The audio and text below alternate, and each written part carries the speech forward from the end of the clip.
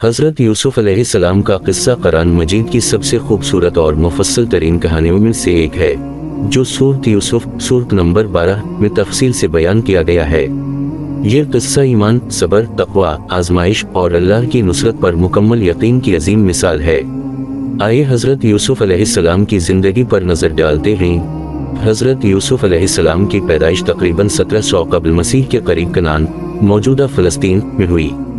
حضرت یوسف علیہ السلام حضرت یعقوب علیہ السلام کے بیٹے تھے۔ حضرت یعقوب علیہ السلام حضرت اسحاق علیہ السلام کے بیٹے اور حضرت ابراہیم علیہ السلام کے پوتے تھے۔ حضرت یوسف کے 11 بھائی تھے، جن میں سے ایک حضرت بنیامین تھے، جو ان کے سگے بھائی تھے۔ حضرت یوسف علیہ السلام نہایت حسین و جمیل، نیک اور فرمانبردار تھے۔ ان کی خوبصورتی اور معصومیت ان کے بھائیوں کو حسد میں مبتلا کر دیتی تھی، کیونکہ حضرت یعقوب ان سے خاص محبت رکھتے تھے۔ حضرت یوسف علیہ السلام نے ایک خواب دیکھا۔ میں نے خواب میں دیکھا کہ 11 ستارے، سورج اور چاند مجھے سجدہ کر رہے ہیں۔ حضرت یعقوب علیہ السلام نے خواب کی تعبیر کو پہچان لیا اور فرمایا کہ اللہ تعالیٰ تمہیں مقام نبوت عطا فرمائے گا، لیکن انہوں نے کہا کہ یہ خواب بھائیوں کو مت بتانا، ورنہ وہ حسد کریں گے۔ حضرت یوسف کے بھائی حسد میں اندھے ہو چکے تھے۔ انہوں نے باپ سے اجازت لے کر یوسف کو اپنے ساتھ چراگاہ لے گئے اور وہاں ایک گہرے کنویں میں ڈال دیا۔ پھر آ کر اپنے والد سے جھوٹ بولا کہ یوسف کو بھیڑیا کھا گیا ہے، اور اس کے کرتے پر جھوٹا خون لگا کر پیش کیا۔ ایک قافلہ کنویں سے گزرا، انہوں نے حضرت یوسف کو نکالا اور مصر لے جا کر غلام کے طور پر بیچ دیا۔ مصر کے بادشاہ کے وزیر خزانہ عزیز مصر نے انہیں خرید لیا اور اپنی بیوی زلیخا کے سپرد کیا۔ یوسف علیہ السلام گھر میں پروان چڑھنے لگے اور نہایت عقل و حکمت کے مالک بنے۔ جب یوسف جوان ہوئے تو زلیخا ان کے حسن پر فریفتہ ہو گئی اور انہیں بہکانے کی کوشش کی، لیکن یوسف علیہ السلام نے اللہ سے ڈر کر اس سے انکار کر دیا۔ زلیخا نے ان پر الزام لگایا، جس پر یوسف علیہ السلام کو جیل میں ڈال دیا گیا۔ قید خانے میں حضرت یوسف نے 2 قیدیوں کے خوابوں کی سچی تعبیر کی اور انہیں اللہ کی توحید کی دعوت بھی دی۔ ان میں سے ایک قیدی کو بادشاہ کے دربار میں کام مل گیا۔ بادشاہ نے بھی ایک خواب دیکھا جس کی تعبیر کوئی نہ دے سکا۔ اس وقت قیدی کو حضرت یوسف یاد آئے اور وہ بادشاہ کے پاس لے جایا گیا۔ 7 سال خوشحالی کے ہوں گے، پھر 7 سال قحط کے۔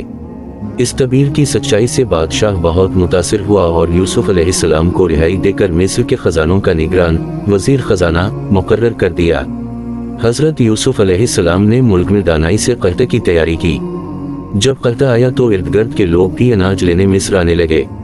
انہی میں ان کے بھائی بھی آئے، جنہوں نے انہیں پہچانا نہیں۔ یوسف علیہ السلام نے اپنے بھائیوں کو پہچان لیا اور انہیں آزمائش میں ڈالا۔ بعد میں انہوں نے اپنا تعارف کروایا اور اپنے بھائی بنیامین کو بھی بلا لیا۔ جب سچ ظاہر ہوا تو انہوں نے بھائیوں کو معاف کر دیا اور کہا، آج تم پر کوئی الزام نہیں، اللہ تمہیں معاف کرے۔ پھر انہوں نے قمیص بھیجا تاکہ حضرت یعقوب علیہ السلام کی بینائی لوٹ آئے، جو غم میں نابینا ہو چکے تھے۔ چنانچہ حضرت یعقوب کی بینائی واپس آ گئی۔ حضرت یعقوب علیہ السلام اپنے اہل و عیال کے ساتھ مصر آئے اور حضرت یوسف علیہ السلام نے انہیں عزت کے ساتھ محل میں رکھا۔ تب وہ خواب پورا ہوا جس میں سورج، چاند اور 11 ستارے سجدہ کر رہے تھے۔ یہ ان کے والدین اور 11 بھائی تھے۔ حضرت یوسف علیہ السلام نے ایک طویل زندگی گزاری اور اللہ تعالیٰ سے دعا کی، اے میرے رب، تو نے مجھے بادشاہی عطا کی، مجھے خوابوں کی تعبیر سکھائی، آسمان و زمین کے پیدا کرنے والے، تو ہی میرا ولی ہے دنیا اور آخرت میں، مجھے اسلام پر وفات دے اور نیک لوگوں میں شامل فرما۔ سبق: حسد سے بچو، وہ خاندانوں کو توڑ دیتا ہے۔ صبر، پاکدامنی اور اللہ پر یقین کامیابی کی کنجی ہے۔ اللہ ہمیشہ نیک بندوں کو آزماتا ہے، لیکن آخرکار کامیابی دیتا ہے۔ اگر آپ کو یہ ایمان افروز ویڈیو پسند آئی ہو تو اسے ضرور شیئر کریں اور ہمارے چینل کو سبسکرائب کریں۔